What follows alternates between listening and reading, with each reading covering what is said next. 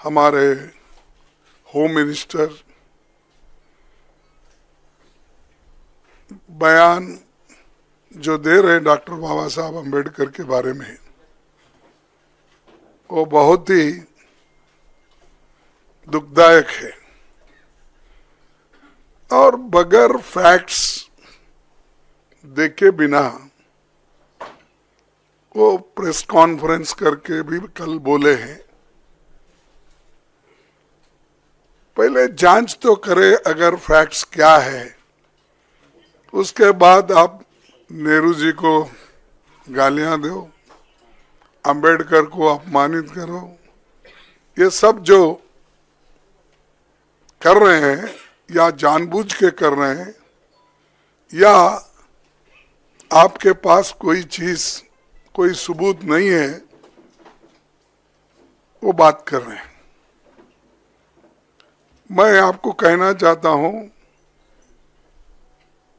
आज तक उन्होंने बाबा साहब के बारे में, जवाहरलाल नेहरू जी के बारे में जो कहे हैं सब झूठ है।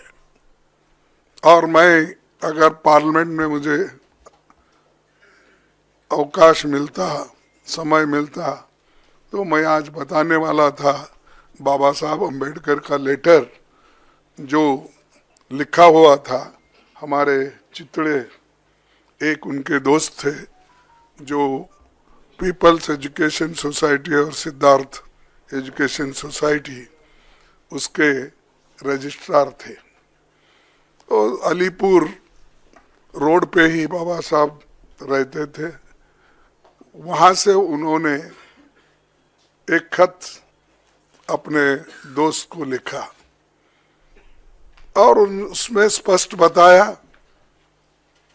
कि इलेक्शन 52 का कैसा हुआ, क्या हुआ, वो तो उसमें है, मैं बाद में बताऊंगा, आज उस पर जाने का नहीं है। लेकिन आज जो घटना घटी, हम रोज पहले से ही सदन में गड़बड़ नहीं होना, सदन में जो मुद्दे रखे जाते उसका चिंतन होना, इसीलिए हम कोई हाउस, बोथ द हाउसेस में कोई डिस्टर्ब करने का कोशिश नहीं की है।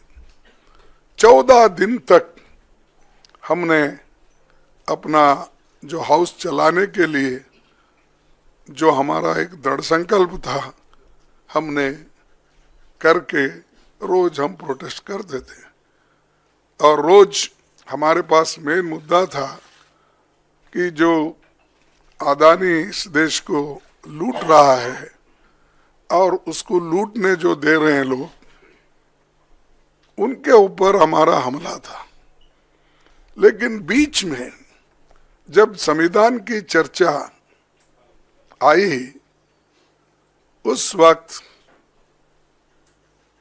शाह जी को कहां से समझ में आया, किसने ध्यान दिया या मुझे वो मालूम नहीं, और उन्होंने भगवान की व्याख्या भी अलग कर दी। अंबेडकर के बारे में या कोई लीडर के बारे में कोई बोलता है, अगर कोई पूजनीय है तो उनके बारे में अगर कहते हैं तो उन्होंने डॉक्टर बाबा साहब अम्बेडकर का मजाक उड़ाया। क्या कह के कि भाई अम्बेडकर अम्बेडकर अम्बेडकर अम्बेडकर बोल के कितने बार बोलते हो? अगर इतना ही आप भगवान का नाम लेते तो आप 7 जन्म तक स्वर्ग में रहते। ये मानसिकता अगर किसी पॉलिटिकल पार्टी की है, किसी लीडर की है, ये सोच, ये निंदनीय है। आई कंडेम इट। ऐसी चीज अगर देश को आप सिखाएंगे, ये भी आधुनिक युग में, नहीं तो ऐसा ही मैं भी कहूंगा कि उनके पास भी बहुत से लोग हैं, बगैर अब अदानी को पोर्ट, एयरपोर्ट, रोड, ये जमीन के ऊपर जमीन के नीचे जो कुछ है दे रहे हैं ना, वो सिर्फ रोज उसको बोलना चाहिए, भाई ये तू पैसा किसा कमाने का मत कर, रोज उठ के वहां जा, जो जगह मिली वहां पर सिर्फ नमस्ते करते ही बैठो, पैसे आ जाएंगे, खोदने की जरूरत नहीं। लेकिन ये बोलने के बाद उन्होंने गलती हुई ये मानने को तैयार नहीं थे।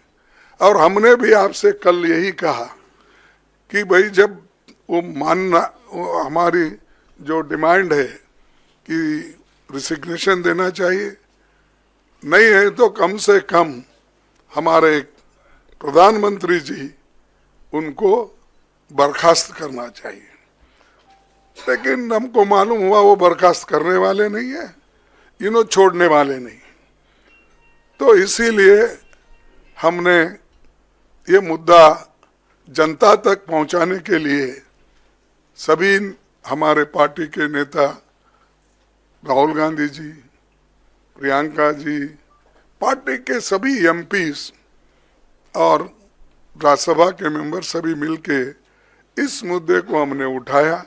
हमने कहा जो शाह ने कहा ये गलत है, वो माफी मांगना चाहिए। आज सारे हिंदुस्तान में इसके बारे में प्रोटेस्ट हो रहे हैं, कई लोग, कई बच्चे मर रहे हैं, और ये इनका मंशा है कि इशू को डाइवर्ट करने के लिए वो दूसरे मुद्दे उठा रहे हैं। आज हमारा प्रोटेस्ट था, हम बाबा साहब अंबेडकर के स्टैचू से, उनके मूर्ति से निकले और हम एक शांत तरीके से लाइन में हम आ रहे थे, लेकिन उनको क्या सूझा मुझे मालूम नहीं।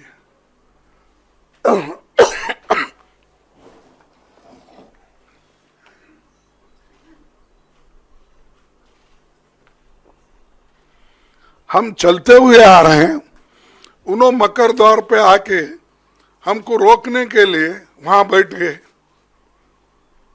और हम पार्लियामेंट को टाइम भी खत्म हुआ था और 5 मिनट बाकी थी, इसलिए हम अंदर जाना चाहते थे, लेकिन उन्होंने दरवाजे पे रोका और ऐसा कि उन्होंने अपना मसल पावर दिखाने के लिए इतने सारे वहां पर उनके पुरुष एमपीज थे, पूछो मत। हमारे महिला हमारे साथ आ रहे थे, वो बहुत शांत तरीके से आ रहे थे, लेकिन उनको भी रोका गया। तो इसीलिए ये जबरदस्ती हमारे ऊपर हमला करके, और मैं उसमें पहले ही मैं किसी को धक्का देने की स्थिति में नहीं हूं, लेकिन मेरे को खुद वो लोग धक्का दिए, मैं अपना बैलेंस नहीं संभाल सका, मैं नीचे बैठ गया। तो अब हमारे ऊपर इल्जाम भी लगा रहे कि हमने धक्का दिया, हमने उनको गिराया।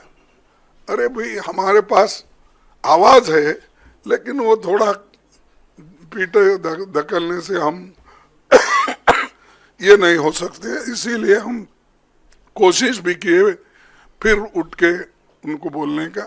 और प्रियंका गांधी जी ने जो लीड लिया इसमें, खास करके आज के मूवमेंट में, तो चलते आए वहां से, और ये लोग बैठे बैठे जगह हमारा मजाक उड़ा रहे, चिढ़ा रहे, और सिर्फ लेडीज मेंबर थे हमारे पास।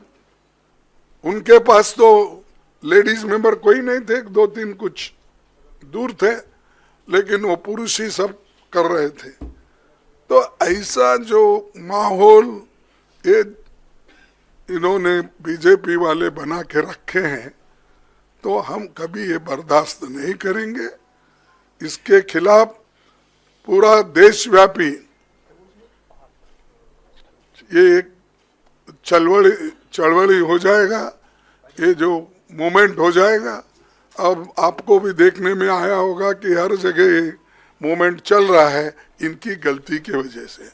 जो शांति के साथ सदन चल रहा था उसको, उस सदन को भंग यानी शांति को भंग करने का काम इन्होंने, सरकार ने, बीजेपी की सरकार ने की। इसीलिए हम आज आपसे तो कल बहुत पूछे वो बोले कि हमारे को पब्लिसिटी दो, हमारी रॉन्ग हो गई है। देखे आप गए थे ना, तो हम तो ऐसा नहीं बोलेंगे, जो अच्छा है, जो न्यायपूर्ण है उसको पब्लिसिटी दो। मैं कभी अमित वही बोल रहा था, उन्होंने कहा था, नहीं उन्होंने कहा था, देखो खरगे जी ने तोड़ मरोड़ के ये पेश किया है, इसीलिए वो मेरे छवि को ये होता है, इसीलिए आप भाइयों तोड़ मरोड़ के मत दिखाओ मेरे को, मेरा जो ये है स्पीच बोलिए या स्टेटमेंट, उसको जरा अच्छा दिखाइए सब जगह।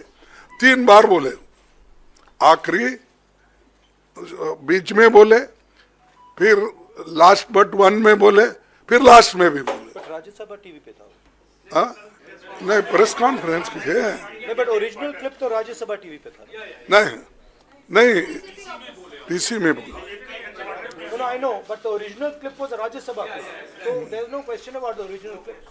तो मैं हम यहाँ पर किया, तो उसके बाद उन्होंने 1 घंटे के बाद उन्होंने किया, तो करने दो, लेकिन सच बात तो उन्होंने बताना चाहिए, हम नहीं। और या तो ज़्यादा से ज़्यादा तो पब्लिसिटी उनकी होती है, उनका पूरा स्पीच कवर होता है। इवन हम पॉइंट ऑफ ऑर्डर उठाए तो उसको उतना महत्व नहीं मिलता, फिर एक बार मैं वो कंट्रोवर्सी में जाना नहीं चाहता।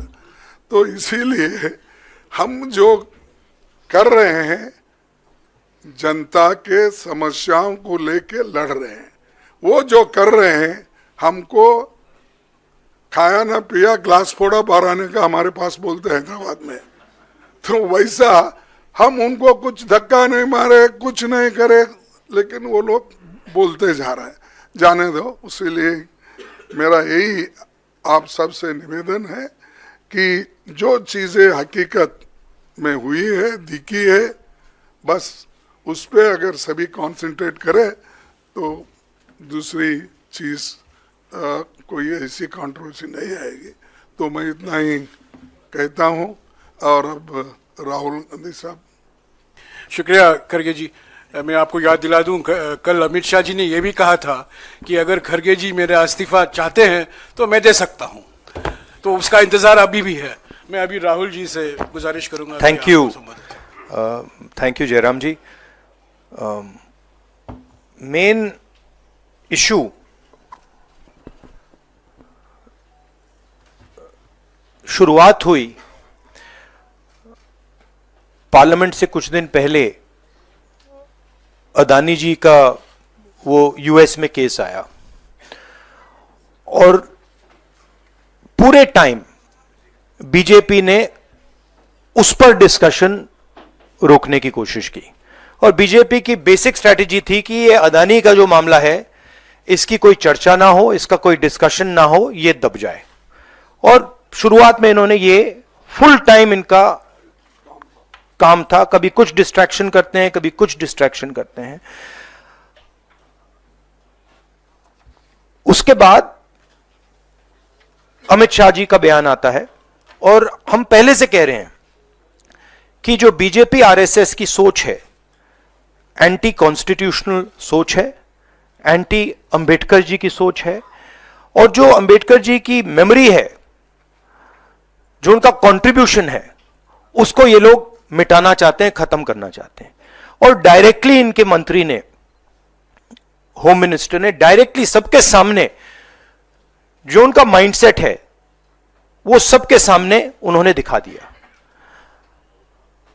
हमने कहा कि अपॉलॉजी होनी चाहिए और उनको रिजाइन करना चाहिए, नहीं किया।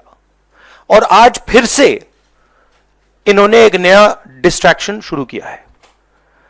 हम अंबेडकर जी की स्टैचू से सारे एमपी शांति से पार्लियामेंट हाउस जा रहे थे। पार्लियामेंट हाउस के सीढ़ियों पे बीजेपी के एमपी